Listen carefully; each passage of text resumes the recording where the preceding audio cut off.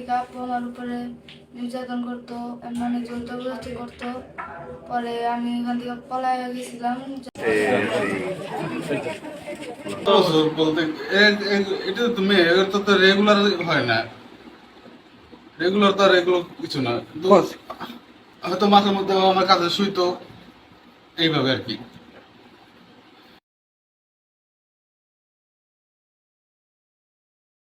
বিস্তারিত 2022 সালে আমার আম্মু অসুস্থ হয়েছে। তারপরে থেকে আপু আমার উপরে নির্যাতন করতো, এমন অনেক জবরদস্তি করতো। পরে আমি এখান থেকে পলায় গেছিলাম, যাই আলাদা 5 মাস থাকছি। থাকার পরে আমার কুকুর আমার মিথ্যা কথা বলে নিয়ে আসছে।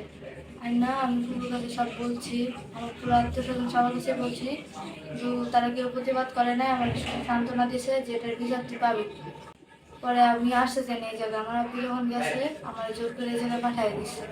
যাওয়ার পরে থেকে আপু আজকে দুপুরের দিকে গাজীরচট এলাকা থেকে আমরা স্থানীয়ভাবে সংবাদ পাই যে ওই পিতা কর্তৃক কন্যাকে ধর্ষণের একটি ঘটনা ঘটেছে।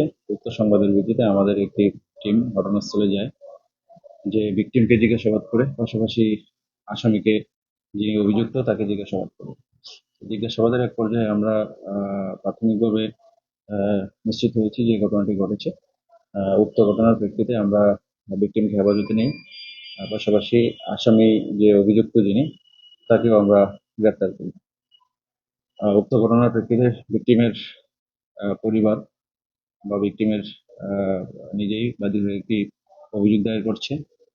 এই অভিযোগের প্রেক্ষিতে থানায় মামলা রুজু হচ্ছে।